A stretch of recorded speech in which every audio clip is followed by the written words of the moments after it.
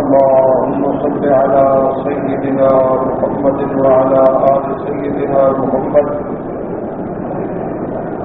كما صليت على إبراهيم وعلى آل إبراهيم في العالمين إنك حميد مجيد.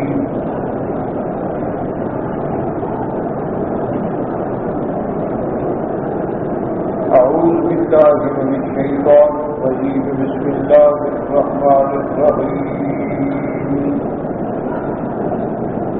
ومن الناس من يجادل في الله بغير علم ولا هدى ولا كتاب منير ثاني عطفه ليضل عن سبيل الله له في الدنيا خزي ونذيقه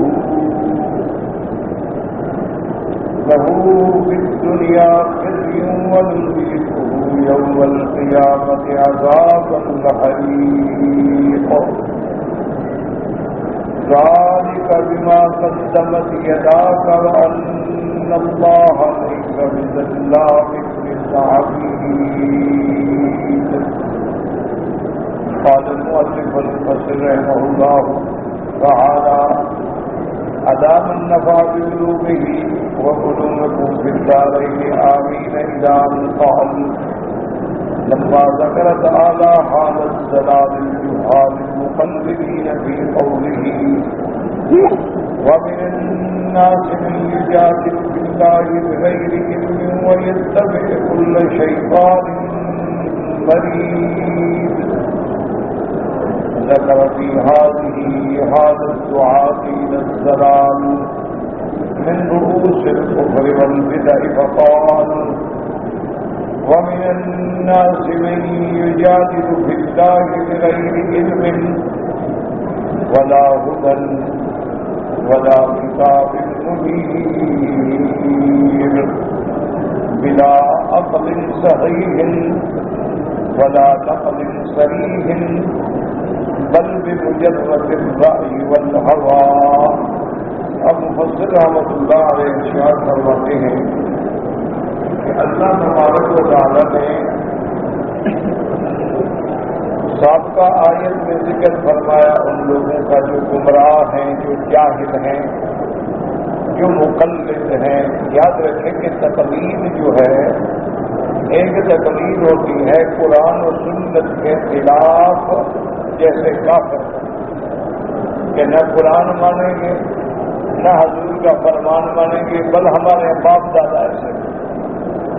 ان سے جب یہ پوچھا جاتا کہ بھائی تمہارے پاس کوئی دلیل کہتے بس نہ وجدنا آباءنا، ہمارے باپ دادا اسی رستے میں تھے، ہم بھی اسی رستے.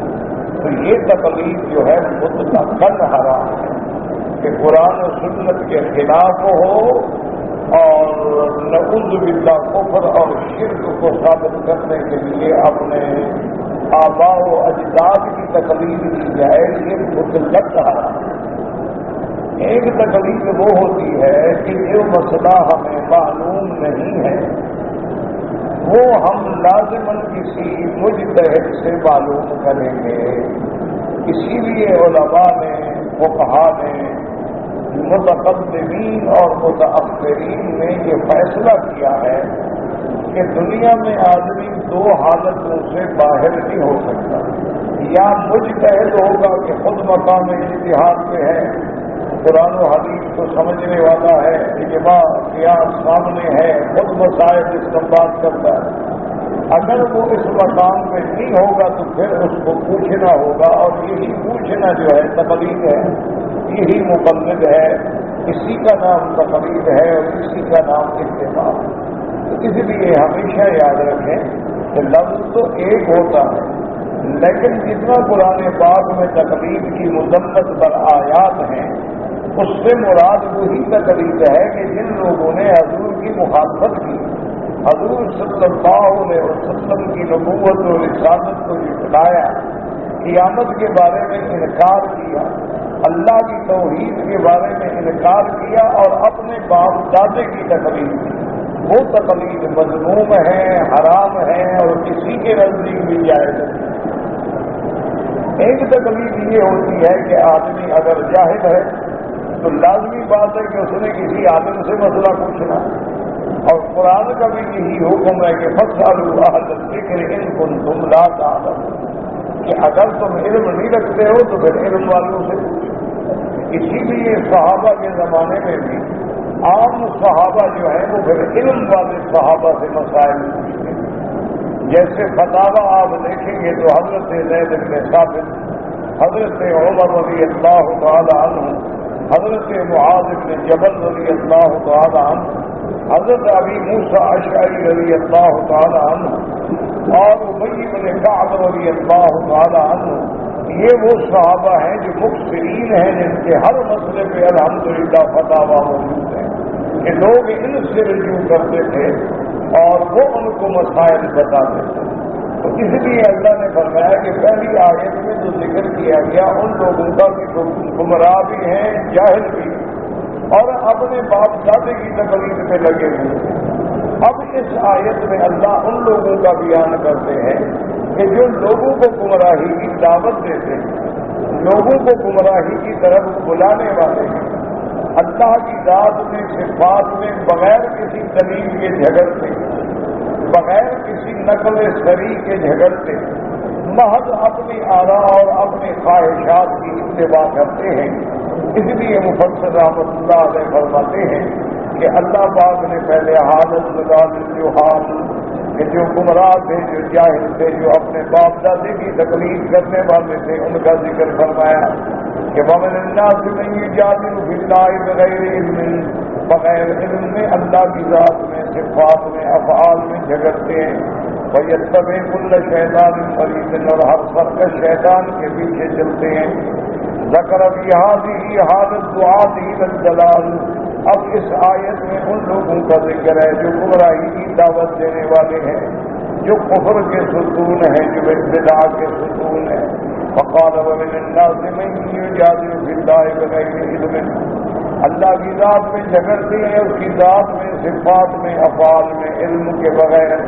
ولا ہدن، نہ ان کے پاس کوئی سیدھی بات ہے، ولا کتاب منیر، نہ کتب سابقہ میں سے کوئی دلیل ہے، یعنی نہ دلیل عقلی ہے، بلا عقل صحیح، نہ تو صحیح عقل کی بات ہے، ولا نقل صحیح، نہ سابقہ کتابوں میں سے کوئی دلیل ہے، بل بمجرد الرائے والہوا، بلکہ اپنی رائے اور اپنے خواہش کے مطابق باتیں کرتے ہیں۔ اس لیے اللہ تبارک و تعالیٰ نے ان کے بارے میں فرمایا، ان کا حال یہ ہے ثانیہ اثمی کا معنی پیچھ پھیرنے والے، حق سے انکار کرنے والے، حق کی بات نہ ماننے والے، تکبر کر کے یوں کر کے چل دیتے ہیں۔ ثانیہ اثمی قال ابن عباس وغیر مستكبر بالحق اذا دعي الیہ، آپ نے فرمایا ثانیہ اثمی کا معنی یہ ہے کہ وہ متکبر لوگ جن کو جب حق کی طرف بلایا جاتا ہے تو پیٹھ دے کے چل پڑتے ہیں۔ وقال مجاہد وقتادہ ومالک عن زید بن اسلم ثانیہ اثمی ای لاویت وہی رقبتہ، وہ فرماتے ہیں حضرت مجاہد، حضرت قتادہ، مالک زید بن اسلم سے فرماتے ہیں ثانیہ اثمی کا معنی ہے کہ اپنی گردن کو پھیر کے چل دینے والے، فرماتے ہیں یعنی ما النداء الیہ من الحق واصرارا واستكبارا، جب ان کو حق کی طرف دعوت دی جاتی ہے تو گردن پھیر کے تکبر کر کے ہوئے چلے جاتے ہیں۔ كقوله تبارك وتعالى وفي موسى إذ أرسلناه إلى فرعون بسلطان مبين فتولى بركنه، جب اللہ نے موسیٰ علیہ السلام کو بھیجا فرعون کے پاس بڑی کھلی نشانیاں دے کر، معجزات دے کے، لیکن فرعون نے اعراض کیا، فرعون نے روگردانی کی، فتولى بركنه، اپنی قوت کی طرف لوٹا۔ وقال تعالى وإذا قيل لهم تعالوا إلى ما أنزل الله وإلى الرسول رأيت المنافقين يصدون عنك صدودا، جب ان کو دعوت دی جاتی ہے کہ اللہ کی بات مانو، اللہ کے رسول کی بات مانو، تو وہ اعراض کرتے ہیں۔ جیسے اللہ نے فرمایا وَإِذَا قِيلَ لَهُمْ تَعَالَوْا يَسْتَغْفِرْ لَكُمْ رَسُولُ اللَّهِ لَوَّوْا رُءُوسَهُمْ وَرَأَيْتَهُمْ يَصُدُّونَ وَهُمْ مُسْتَكْبِرُونَ. جب ان کو کہا گیا کہ تم سے غلطی ہو گئی ہے تو آؤ حضور کی خدمت میں جا کے اعتراف کرو اور اللہ کے پیغمبر تمہارے لیے اللہ سے بخشش مانگیں گے تو اپنے گردنوں کو توڑ کے اکڑ کے چلتے ہیں، تکبر کرتے ہیں. وقال لقمان لابنه ولا تصعر خدك للناس.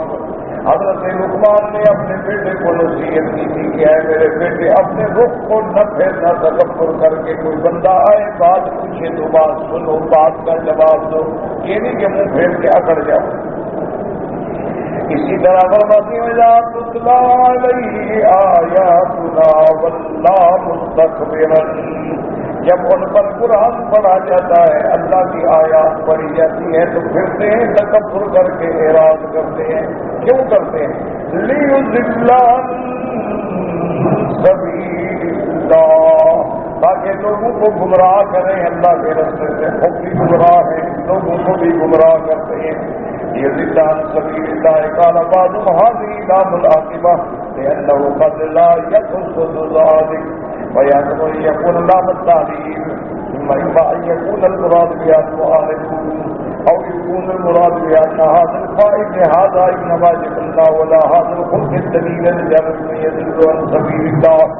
بعض علماء فرماتی ہیں کہ لام لیضل عن سبیل اللہ، اس کو کہتے ہیں لام عاقبت، یعنی انجام ان کا یہ ہوگا.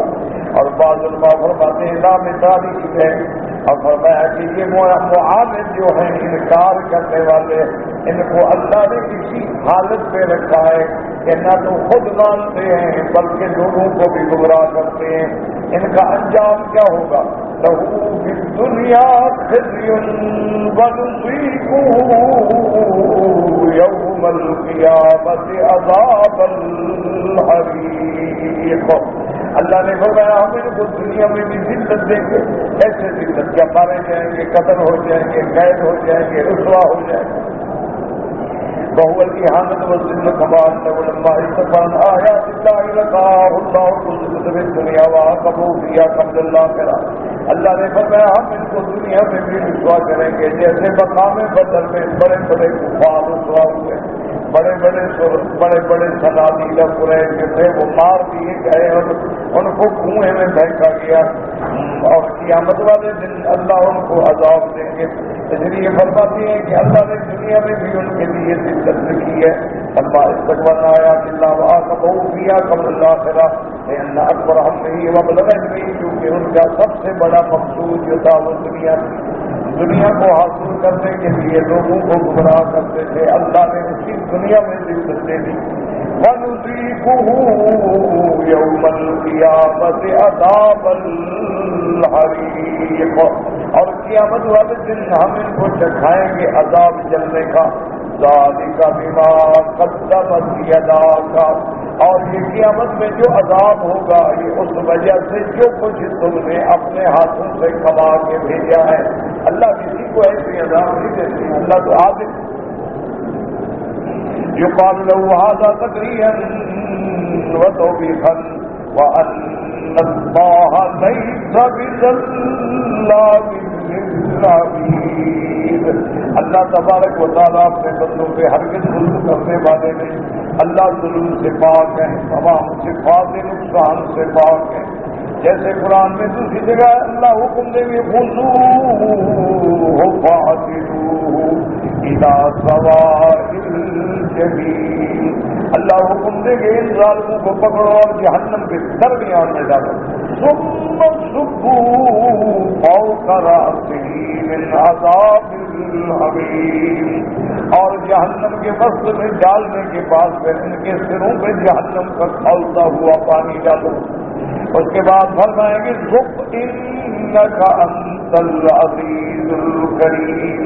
اے ظالم اب چکھ عذاب کا مزہ. تو کہتا تھا نا میں بڑا ہوں، میں حقدار ہوں اور میں عزت والا ہوں.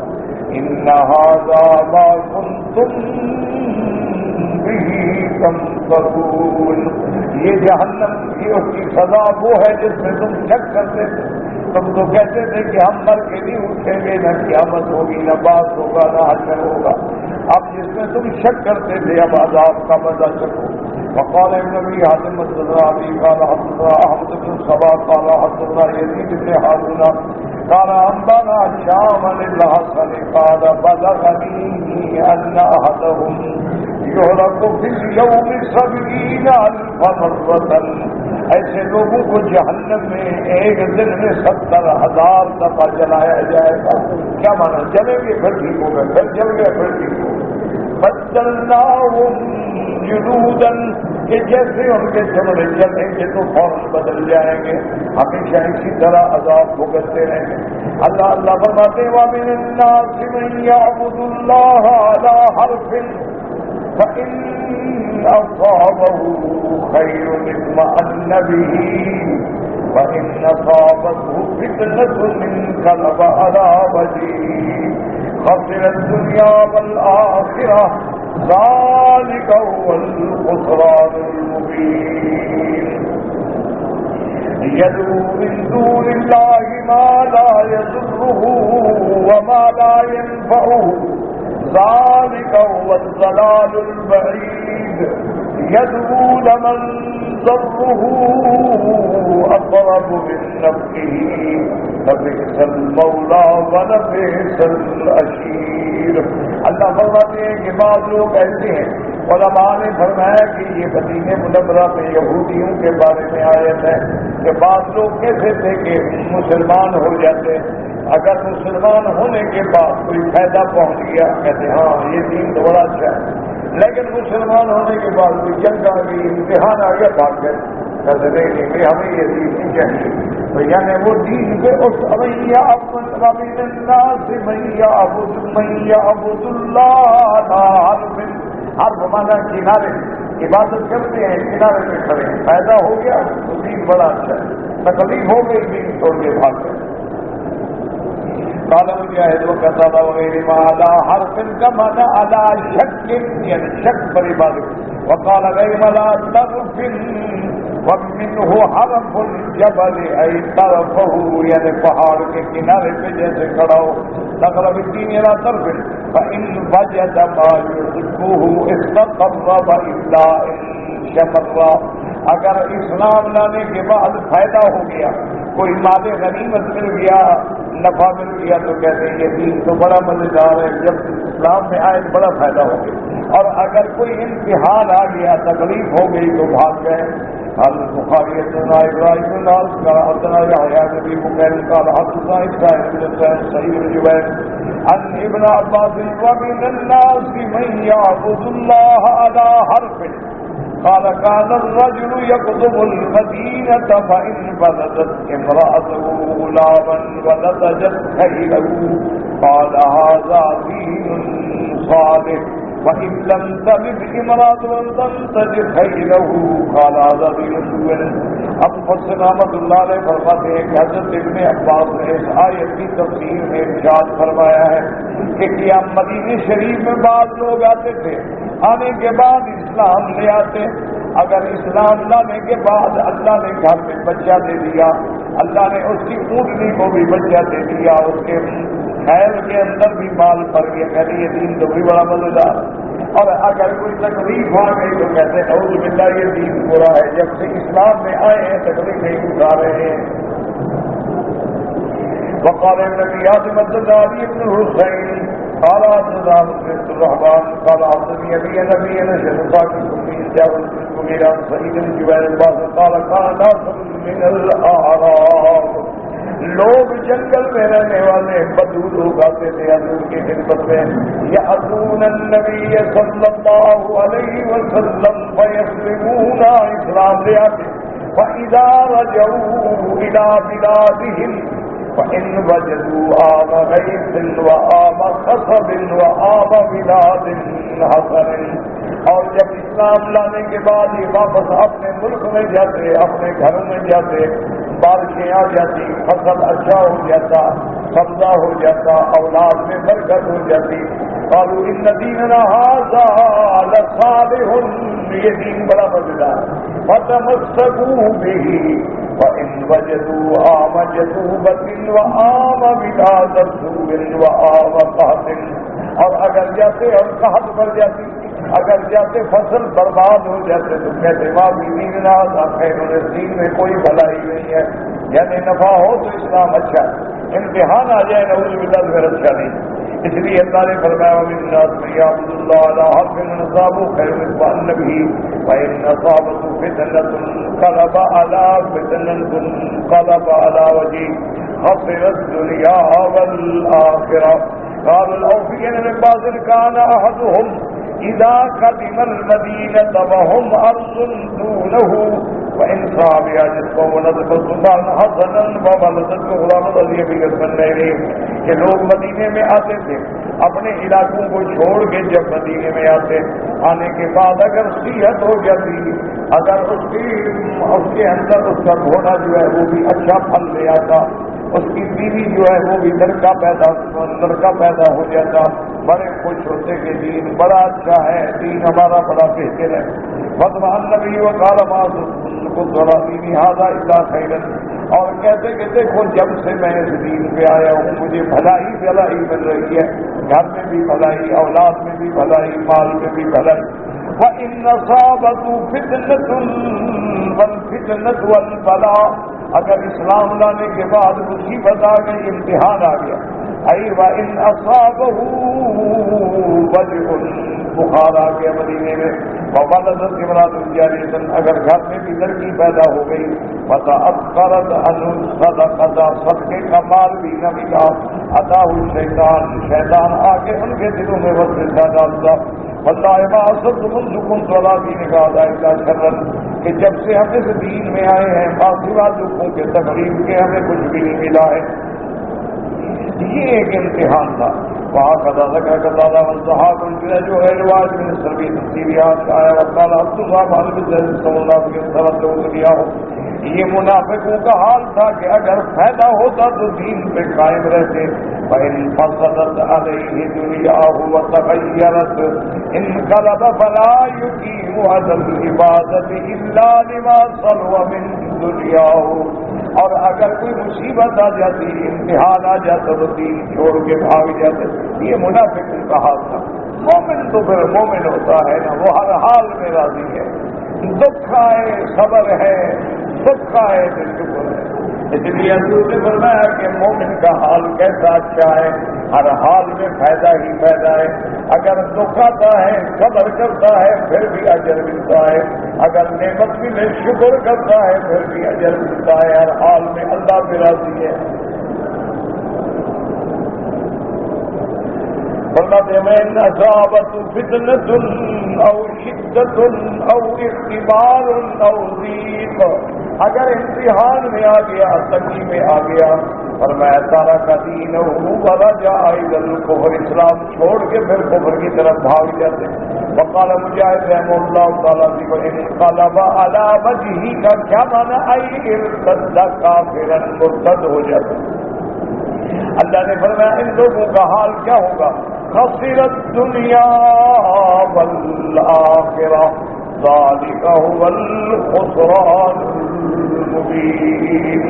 اللہ نے فرمایا یہ دنیا میں بھی گھاٹے میں اور آخرت میں بھی گھاٹے میں، ولا وصل الدنیا لا شیء واما الآخرۃ وقد کفر باللہ العظیم، دنیا میں بھی کچھ نہ ملا، آخرت میں بھی کچھ نہ ملا، فوقیا بغایت الشقاء والإهانہ، دنیا آخرت دونوں میں بدبختی اور ذلت کے سوا کوئی حاصل نہ، فلہذا قال ذلک هو الخسران المبین۔ اے هذه الخسارۃ العظیمۃ والسبقۃ الخاسرہ، یہ بہت بڑا نقصان ہے اور بہت بری تجارت ہے۔ اللہ فرماتے ہیں ان کا حال یہ ہے، یدعو من دون اللہ ما لا یضرہ وما لا ينفعہ، یہ ان کو پکارتی ہے اللہ کے سوا جو نہ نفع دے سکتے ہیں نہ نقصان دے سکتے ہیں۔ اے من الاسلام والانداد یستغیث بها یہ بتوں کی پوجا کرتے ہیں، اللہ کے سوا انہوں نے بت رکھے ہوئے ہیں، دیوی دیوتا بنائے ہوئے ہیں، حالانکہ وہ نہ نقصان پہنچائیں نہ نفع پہنچائیں، وہ تو خود آپ بھی کسی حرکت کرنے کے قابل نہیں، ذالک هو الضلال البعید، یہ کتنی بڑی گمراہی ہے کہ اللہ کو چھوڑ کے بندہ بتوں کی عبادت کرے، اللہ کو چھوڑ کے غیروں کو پکارے. یدعو لمن ضره اقرب من نفعه، اس کو پکارتے ہیں جس کے پکارنے کا نقصان زیادہ قریب ہے نفع سے، دنیا میں بھی رسوائی آخرت میں. ایدر دنیا کا ملاقات نبی دیا واما فی الاخرۃ فضرره محقق متيقن، یہ جن کو پکارتے ہیں ان کا نقصان دنیا میں بھی ہوگا آخرت سے پہلے، اور آخرت کے اندر جو نقصان جو ہے وہ بالکل متيقن ہے کہ جہنم کی سزا ملے گی. اس لیے اللہ فرماتے ہیں لبئس المولا ولبئس العشیر. اللہ نے فرمایا دیکھو کتنا برا ان کا سردار ہے اور کتنے بری بھی آیا ہے، یعنی کتنے وہ بت بھی دیکھو کتنے بھڑے اور اس کی عبادت کرنے والے بھی دیکھو کتنے بھڑے. اس لیے کالا مجاہدیان الوسن یعنی بے ساتھ اللہ کو چھوڑ کے جس نے ان کو اپنا ولی سمجھا مددگار سمجھا. وبئس العشیر، عشیر کا معنی مخالف معاشر، ان کی عبادت کرنے والا. ابن جریر فرماتے ہیں لبئس ابن الاب والصاحب، اصل کہتے ہیں کہ چاچے کا بیٹا کیونکہ وہ بھی تو قریب ہوتا ہے. من یعبد علی حرف فإن أصابه خير اطمأن به وإن أصابته فتنة انقلب على وجهه. وقال مجاہد بن ربی رضی اللہ سے کلام، اس سے مراد ہوئی ہے کہ جو لوگ اللہ کو چھوڑ کے بتوں کی عبادت کرتے ہیں. اب اللہ نے جب کافروں کا حال بیان فرمایا تو مومنوں کا ذکر فرماتے ہیں ان اللہ يدخل الذین آمنوا وعملوا الصالحات جنات تجری من تحتها الانہار ان اللہ یفعل ما یرید. اللہ پاک ان لوگوں کو جو ایمان لائے اعمال صالحہ کرے ان کو ایسے باغوں میں داخل کریں گے جن کے نیچے نہریں بہتی ہوں گی. اللہ تبارک و تعالیٰ جو چاہتے ہیں وہ فرماتے ہیں. اب مفسر فرماتے ہیں اللہ اگر اہل الضلالۃ الاشقیاء اتفا بذکر الابرار السعداء، اللہ نے پہلے کافروں کا ذکر کیا تو اب مومنوں کا ذکر کرتے ہیں. من الذین آمنوا بقلوبہم، جو دل سے ایمان لائے، وصدقوا ایمانہم بافعالہم، دل میں بھی ایمان ہے اور اس ایمان کے نتیجے میں اعمال بھی اچھے ہیں. وعملوا الصالحات، انہوں نے نیک کام کیے. من جمیع انواع القربات، نمازیں بھی پڑھی، زکاتیں بھی دی، خیراتیں بھی دی، حج بھی کیے. وترکوا المنکرات، اور اللہ نے جن برے کاموں سے روکا تھا ان کو بھی چھوڑا. فأورثهم ذلك سبل الدرجات العالیات فی روضات الجنات. اللہ تبارک و تعالیٰ ان کو جنت میں بڑے بڑے اعلیٰ درجے عطا فرمائیں گے. فلما ذکر تعالیٰ عنہ وذل اولئک وعدا حولا قال ان اللہ یفعل ما یرید، کہ ان کو اللہ نے ہدایت دی، ان کو گمراہ کیا، کیوں؟ جو چاہے کرے وہ مالک. من كان يظن أن لن ينصره الله في الدنيا والآخرة فليمدد بسبب إلى السماء ثم ليقطع فلينظر هل يذهبن كيده ما يغيظ. وكذلك أنزلناه آيات بينات وأن الله يهدي من يريد.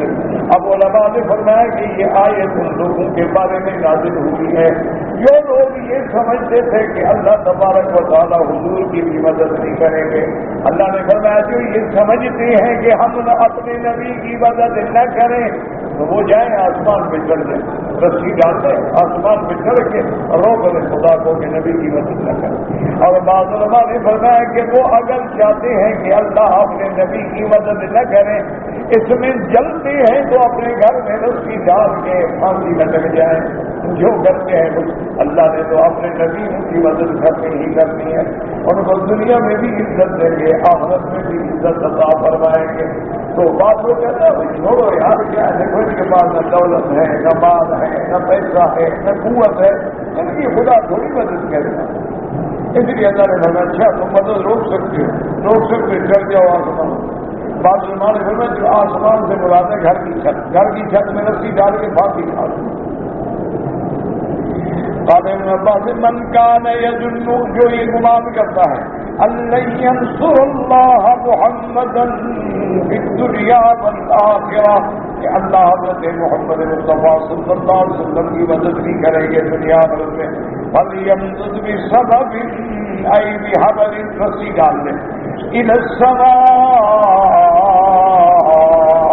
سما مانا سماؤ بیٹی، یعنی گھر کی چھت پہ رسی ڈال کے پھانسی چڑھ کے مر جائے، ثم لیقطع، یقول ثم لیقطع به وقد اقر بذلك وعذاب الجزاء على غیره، وقال عبد الرحمن فليمدد بسبب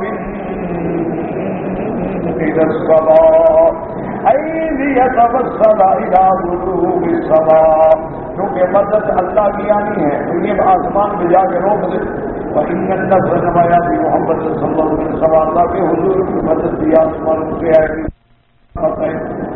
وقول ابن عباس واصحاب اولا والزمانہ وابلغ بالتحكم وإثبات من قال يدل أن ليس بناصر محمدا وكتابه ودينه، جو یہ گمان کرتا ہے کہ اللہ اپنے نبی کی مدد بھی فرمائیں گے، اپنی کتاب کی مدد بھی فرمائیں گے، اپنے دین کی مدد بھی فرمائیں گے، فَلْيَذْهَبْ فَلْيَقْتُلْ نَفْسَهُ إِنْ كَانَ ذَلِكَ غَائِبٌ، یا کہ اپنے آپ کو پھانسی پہ چڑھا دے، رسی گلے میں ڈال کے مر جائے اگر اس سے اس کا ہو، فَإِنَّ اللَّهَ نَاصِرُهُ لَا مَحَالَةَ، اللہ تبارک و تعالیٰ لازم اپنے نبی کی مدد فرمائیں گے، مومنین کی مدد فرمائیں گے، جیسے اللہ فرماتے ہیں اِنَّا لَنَنصُرُ رُسُلَنَا وَالَّذِينَ آمَنُوا فِي الْحَيَاةِ الدُّنْيَا وَيَوْمَ يَقُومُ الْأَشْهَادُ، اس لیے اللہ فرماتے ہیں فَلْيَنظُرْ هَلْ يُذْهِبَنَّ كَيْدَهُ مَا يَغِيظُ، جاؤ دیکھو جو کیا اب تیرا غصہ اس طرح ٹھنڈا ہوتا ہے تو جاؤ پڑ جاؤ۔ ایسے شان محمد صلی اللہ علیہ وسلم فَلْيَنظُرْ هَلْ يَشْفِي ذَلِكَ مَا يَجِدُ فِي صَدْرِهِ مِنَ الْغَيْظِ، وقوله تبارک وتعالی وَكَذَلِكَ أَنزَلْنَاهُ الْقُرْآنَ آیات بینات واضحات، قرآن کھلا ہے، لِرَبِّهَا وَمَعَنَا حُجَّةٌ مِّنَ اللَّهِ لِلنَّاسِ، اللہ کی حجت ہے لوگوں پہ، وَأَنَّ اللَّهَ يَهْدِي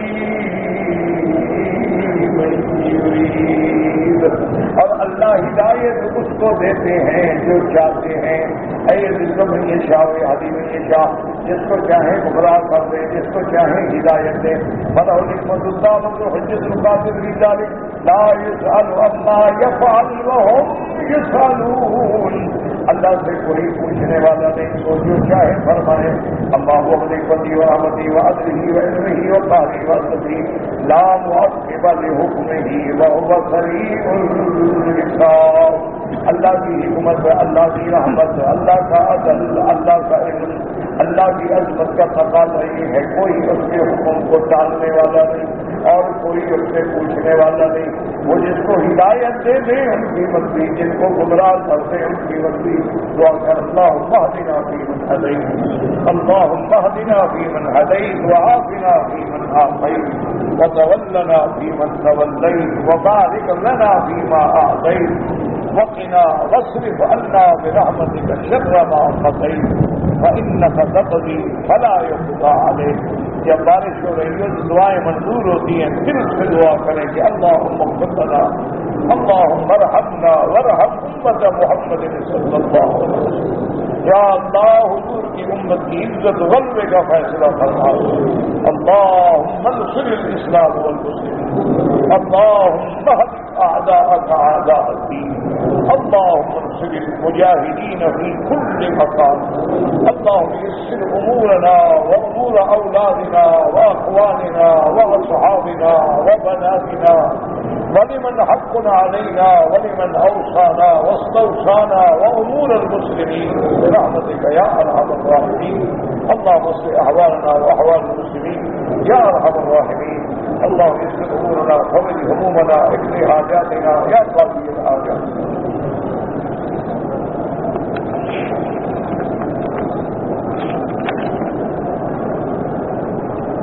میرا بھائی گزارش یہ ہے کہ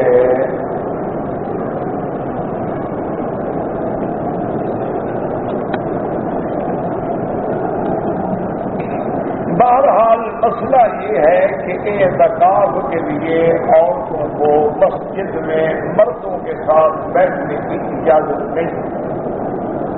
اعتکاف تو میرا بھائی یعنی ایک مصنون عمل ہے. عورت کی تو فرض نماز بھی گھر میں پڑھنا افضل ہے. یہ ایسا مسئلہ ہے کہ بندے کو سمجھ نہیں آتا. دیکھو نا کہ فرض نماز تو مقدم ہے نا، اعتکاف تو بہت بات کی بات ہے. اور اگر اعتکاف اگر ساری بستی میں 2 آدمی بیٹھ جائیں تو باقی کسی میں گناہ بھی نہیں. لیکن فرض نماز تو ایسی چیز ہے کہ جس میں حکم ہے کہ ہر حال میں جماعت کے ساتھ ادا کرو، لیکن عورت کے لیے کوئی حکم نہیں. عیدین کی دیکھیں کتنا بڑی فضیلت ہے، لیکن عورت کے لیے حکم نہیں. جمعہ کی دیکھیں کہ کتنی بڑی فضیلت ہے. اللہ نے قرآن میں حکم دیا جا نودی للصلاۃ فی یوم الجمعۃ فاسعوا الی ذکر اللہ بدل البیع. ہر چیز چھوڑ دو، دوڑ اللہ کے راستے. لیکن عورت میں جمعہ فرض نہیں. حج فرض ہے اور اتنا سخت حکم ہے کہ جو آدمی دولت کے بعد حج نہ کرے ومن کفر فإن اللہ غنی عن العالمین. اللہ نے لفظ کفر استعمال کیا ہے. اسی لیے ایک حدیث میں آتا ہے کہ من استطاع فلم یحج، طاقت رکھتا ہے اور حج نہیں کرتا فلیمت ان شاء یہودیا او نصرانیا، وہ چاہے یہودی ہو کے مرے نصرانی ہو کے مرے، حضور کی امت سے بھی تعلق نہیں. لیکن عورت کے لیے حج حکم نہیں جب تک محرم نہ ہو. یہ کوئی ایسے مسئلے ہیں، روز ایک نیا فتنہ پیدا ہو جاتا ہے.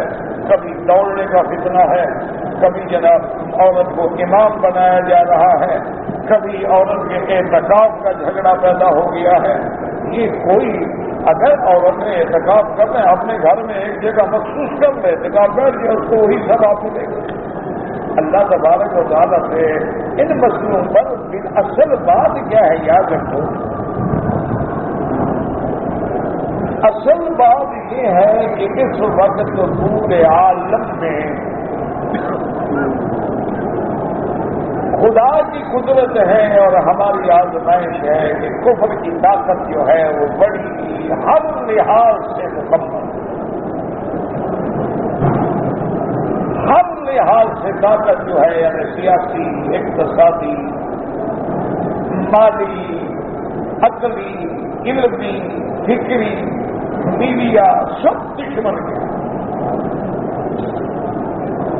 اور انہوں نے یہ بات بڑی تحقیق سے، کتابوں سے، تحقیق سے، فکر سے ساری نتیجے پہ پہنچے ہیں کہ اگر کفر کی ٹکر کا کوئی دین ہو سکتا ہے تو اسلام.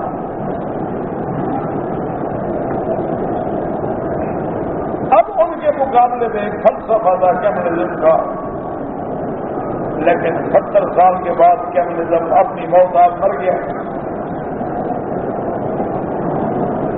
تو اب کفر کو یقین ہو گیا اور نہیں کمیونزم تو ایک عارضی طور پہ ہمارا مقابلہ تھا، اصل مقابلہ اسلام سے.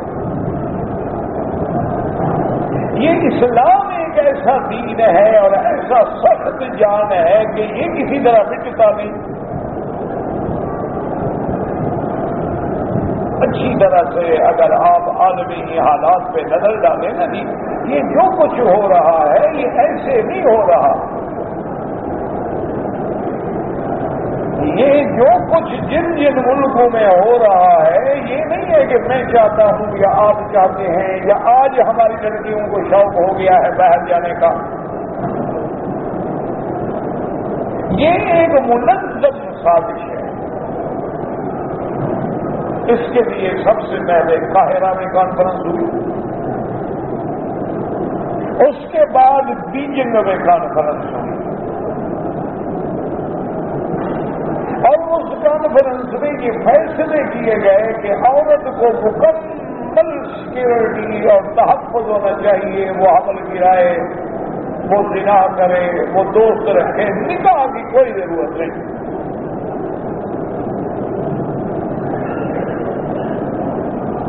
اسی طرح ہم نے کہا کہ مذہب کو عورت میں مسلط نہیں کرنا چاہیے. عورت اگر عورت سے شادی کرنا چاہے اس کو حق دو. مرد اگر مرد سے شادی کرنا چاہے اس کو حق دو. ٹھیک ہے, وہ عورت اس کو پسند نہیں ہے, اس کو لڑکا پسند ہے, ٹھیک ہے نکاح کر دو. اور اگر کہیں نکاح ہو تو طلاق کا اختیار جو ہے وہ عورت کے ہاتھ میں ہو. یہ ایک منظم سازش ہے, کیونکہ یہی وہ سرزمین ہے جہاں پر حضرت موسیٰ علیہ السلام کا تقابل ہوا تھا. یہی وہ سرزمین ہے جہاں بنو اسرائیل پہ بہت بڑے بڑے امتحان آئے تھے اور گزرے تھے. آج انہی جگہ سے پھر یہود جو ہیں وہ ایک فتنہ پیدا کر رہے ہیں کہ میڈیا کے ذریعے, ٹیلی ویژن کے ذریعے, کیبل کے ذریعے, ڈش کے ذریعے, موبائل ٹیلی فون کے ذریعے, اس میں میسیجز کے ذریعے اور ای میل کے ذریعے, چیٹنگ کے ذریعے ہر گھر کے اندر ایک ایسی بے حیائی کا فتنہ کھڑا کر دو کہ اسلام کو خود بھول گئے. یہ ایک سازش ہے, اور بدقسمتی ہماری یہ ہے کہ ہم اس بات پہ لڑ رہے ہیں کہ آمین زور سے کہیں یا ایسا کہیں. ہماری بدقسمتی کہیے گا. ہمارا ہر مسجد پہ جھگڑا ہے کہ جی بریلوی کی ہے یا دیوبندی کی ہے یا حدیث کی ہے یا فلانے کی ہے یا فلانے. اور پھر دیکھیں کہ بھی اللہ تبارک و تعالی رحمت فرمائے کہ ایک چلو بھائی دوڑ ہے, اس کو کہنا بھی حج میں بھی تو مرد عورتیں اکٹھی ہوتی ہیں, حج میں عورتیں نکر پہن کے آتی ہیں کبھی جورات کرنے کے لیے. کوئی بات سنو, کہنے والا کون ہے مسلمان؟ بازار میں اگر کوئی عورت جاتی ہے نکلیں پہن کے جاتی ہے, پہلے باہیا عورت تو بازار جاتی نہیں, اگر مجبوراً جائے تو وہ بڑے ادب سے جائے گی, لحاظ سے جائے گی. تو یہ ایک فتنہ ہے عالمی. اس کو اب دین کے رنگ میں بھی ڈال رہے ہیں کہ دیکھو جی تم بھی مسلمان, عورت بھی مسلمان, مرد بھی مسلمان, تم بھی کلمہ پڑھتی ہو, مرد بھی کلمہ پڑھتا ہے, تم بھی نماز پڑھتی ہو, مرد بھی نماز پڑھتا ہے, پھر تم کیوں نہ امام بنو؟ ساری زندگی مرد بنتے رہے, اب تم امام بنو, مرد پیچھے کھڑے. یہ بھی ایک فتنہ ہے. تو اس لیے علاج کیا ہے کہ ہم سب اللہ کے دین کی طرف لوٹ جائیں, قرآن و سنت کی طرف لوٹ جائیں. جب تک ہم نے قرآن و سنت اور دین کی حفاظت کی, اللہ نے ہماری حفاظت کی. اور جس دن سے ہم نے دین کی حفاظت چھوڑ دی, اللہ نے اپنی حفاظت کا پہرا اٹھا لیا. طاقت تو ہمارے پاس ہے ہی نہیں, دشمن کے ساتھ ہم لڑ تو سکتے نہیں. ہماری طاقت تو اللہ کی ذات ہے. نعم المولا و نعم النصیر, حسبنا اللہ و نعم الوکیل, حسبی اللہ لا الہ الا ہو علیہ توکلت وہو رب العرش العظیم. ہمیں تو ہر جگہ یہ حکم دینا کہ بسم اللہ الرحمن الرحیم, بسم اللہ ما شاء اللہ, آمنت باللہ وتوکلت علی اللہ. اور اللہ کا وعدہ تھا کہ ان تنصروا اللہ ینصرکم, جب تک تم میرے دین کے محافظ بنو گے میں تمہاری مدد کروں گا. ہم نے دین کی محبت چھوڑ دی، اللہ نے مدد چھوڑ دی۔ اب تم اپنی حفاظت خود کرنا چاہو، تمہارے پاس کچھ ہے ہی نہیں، کیسے کرو گے؟ اب دیکھو نا جی، ایک آدمی کار پہ جائے مدینہ شریف اور میں کہوں گی میں دوڑ کے جاتا ہوں تو میں کیسے مقابلہ کروں گا؟ ہمارے پاس تو نہ علم ہے نہ ہمارے پاس جدید تحقیق ہے۔ ہم نے تو اپنے مدرسوں میں بھی خالص مولوی پیدا کیے، ان میں بھی اب وہ تقویٰ نہ رہا، پرہیزگاری نہ رہی، رزق حلال نہ رہا، عقل حلال نہ رہا، صدق مقال نہ رہا۔ اور ہم نے کالجوں میں، یونیورسٹیوں میں، ہائی اسکولوں میں، میڈیکل کالجوں میں، ٹیکنیکل کالجوں میں وہ انگریز پیدا کیے، مسلمان تو پیدا ہی نہیں کر سکے۔ نتیجہ یہ نکلا ہے کہ آج ہمارا دامن خالی ہے، علم سے بھی خالی ہے اور عمل سے بھی خالی ہے۔ اس لیے ہر جگہ ہمیں ذلیل کیا جاتا ہے، مارا جاتا ہے، عصمت دری ہوتی ہے، اور ہماری موت میں کوئی آنسو بہانے والا بھی نہیں۔ انا للہ و انا الیہ راجعون۔ اس لیے ان مسئلوں کے جھگڑوں کا وقت نہیں ہے میرے بھائی۔ بہرحال یہ کھلی بات ہے، جب عورت کے لیے فرض نماز میں بھی اس کا گھر افضل ہے، اعتکاف کے لیے مسجد میں کیوں آئے؟ ایک عالم نے فتویٰ دیا ہے بغیر کسی عذر کے گدا، کتا، بلی، چوہا، ہاتھی کھانا جائے۔ اب یہی مسئلے باقی رہے، اسی سے مقابلہ کرو گے کاموں سے؟ گدا کھا کے تکڑے ہو جاؤ گے، موٹا ہوتا ہے۔ انا للہ و انا الیہ راجعون۔ یہ عالم نہیں ہوتے میرا بھائی، یہ سرکاری لوگ ہوتے ہیں، بکے ہوئے ہوتے ہیں مال کے ساتھ۔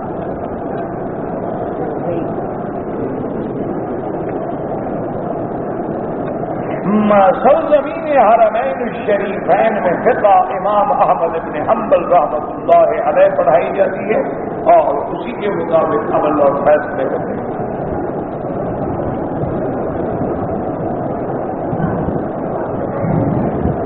اگر آدمی عمرے کے لیے مسجد یارانہ کوئی مسجد نہیں، جہرانہ تو ہے، اب لکھنا اس کو آتا نہیں لیکن مسئلہ پوچھنا ہے۔ بہرحال وہاں سے کوئی عمرہ کرے جائز ہے، حضور پاک نے خود کیا ہے۔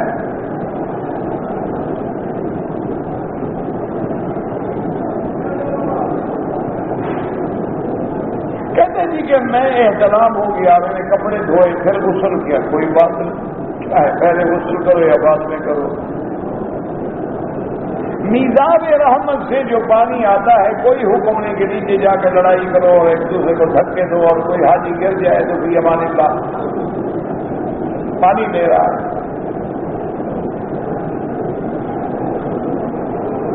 اگر آدمی نے عمرہ کرنے کے بعد سعی بین الصفا والمروہ کے بعد اپنے بچوں کے اور اپنی بیوی کے بال خود کاٹے، بالکل جائز ہے۔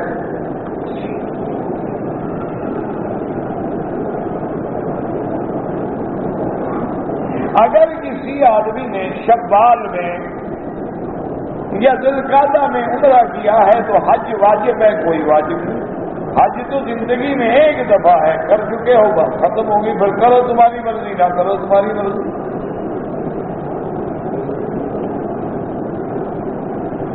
اگر دو آدمیوں نے عمرہ کیا ہے، دونوں طواف کر چکے ہیں، صفا مروہ دوڑ چکے ہیں، ایک دوسرے کے بال کاٹ دیں، بالکل جائز ہے۔ اگر ذی الحج کا مہینہ شروع ہو جائے تو حاجی حجامت اور اپنے غیر ضروری بال جو ہیں، میرا بھائی افضل ہے جن لوگوں نے قربانی کرنی ہے وہ نہ کریں، بال نہ بنائیں، پہلے کر لیں۔ اگر کر لیں تو کوئی منع نہیں۔ جو لوگ یہ ذی الحجہ کو آئیں گے، عمرے کا تمتع کا عمرہ کریں، بال نہیں کٹوائیں گے، عمرے سے کیسے نکلیں گے؟ اتنا تو افضل ہے کہ نہ کریں۔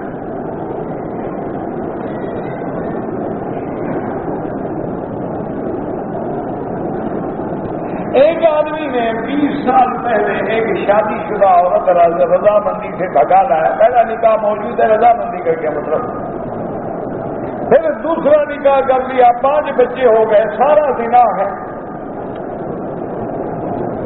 اب اس کا حل یہ ہے کہ توبہ کرو، اس بندے سے پہلے طلاق حاصل کرو اور پھر عزت کے بعد دوبارہ نکاح کرو، استغفار کرو، اللہ قادر ہے، اللہ معاف کر دے۔ لیکن جب تک پہلا بندہ طلاق نہیں دے گا نکاح نہیں ہوگا۔ یہ جو وصیت چھپی ہوئی ہے اس کی کوئی حقیقت نہیں۔ بارش میں حضور صلی اللہ علیہ وسلم گھر سے باہر تشریف لے آتے تاکہ پانی آپ کے بدن مبارک میں پڑے، اور آپ فرماتے حدیث احد من ربی، یہ ابھی ابھی میرے اللہ کی طرف سے آ رہا ہے۔ تو حضور صلی اللہ علیہ وسلم پانی کو اپنے بدن پر لیتے تھے، اور یہ بھی حکم ہے کہ جب بارش ہو دعا کرو تو اللہ قبول فرماتے ہیں۔ کسی کتاب کو پڑھنے سے پہلے سلیمان کا فہم اور دوسری کیا چیز، مجھے کیا پتا کیا چیز، ہاں ایک دعا ہے، یا معلم ابراہیم علمنی و یا مفہم سلیمان فہمنی۔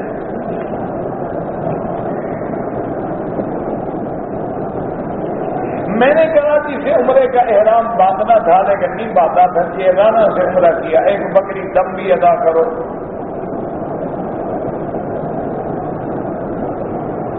ما هو دعاء دفع الوسوسة ان يقرأ المعوذتين بعد كل صلوات ان شاء الله تكون دافعا للوسوسة۔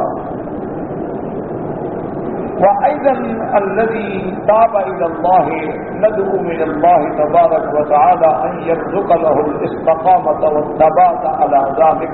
اللهم صل وسلم وبارك عليه يا حي يا قيوم يا ذا الجلال والإكرام، يا ذا الجلال والإكرام، يا ذا الجلال والإكرام، يا إلهنا إله كل شيء إلها واحدا لا إله إلا أنت، اللهم أنت الميسر لكل عسير وأنت على كل شيء قدير، اللهم يسر أمورنا وأمور المسلمين، اللهم أصلح أحوالنا وأحوال المسلمين، اللهم أصلح أولادنا وأولاد المسلمين، اللهم أصلح شبابنا وشباب المسلمين، اللهم أصلح بناتنا وبنات المسلمين، اللهم أصلح أمورنا وأمور المسلمين، اللهم أصلح لنا شأننا كلها فلا تكلنا إلى أنفسنا طرفة عين قط ولا أقل من ذلك، اللهم استرنا بسترك الجميل، اللهم إنا نعوذ بك من الهم والحزن، ونعوذ بك من العجز والكسل والجبن والبخل، ونعوذ بك عن المأثم والمغرم وغلبة الدين وقهر الرجال، اللهم إنا نعوذ بك عن جهد البلاء ودرك الشقاء وسوء القضاء وشماتة الأعداء، اللهم احفظنا بالإسلام قائما وقائدا وراقدا، ولا تشمت بنا عدوا ولا حاسدا، يا من خزائن رزقه في قول كل أمن فإن الخير عندك أجمع، اللهم ارزقنا نعيم الدنيا ونعيم الآخرة، اللهم اجعل لنا وللمسلمين من كل هم فرجا ومن كل ضيق مخرجا ومن كل بلاء عافية، اللهم انصر الإسلام والمسلمين، اللهم انصر المجاهدين في كل مكان الذين يجاهدون في سبيلك لإعلاء كلمتك، اللهم اهلك أعداءك أعداء الدين، اللهم اهلك اليهود والهنود الوثنيين ومن شايعهم من الكفار والمشركين، اللهم انزل عليهم بأسك الذي لا يرد عن القوم المجرمين، سبحان ربك رب العزة عما يصفون وسلام على المرسلين والحمد لله رب العالمين۔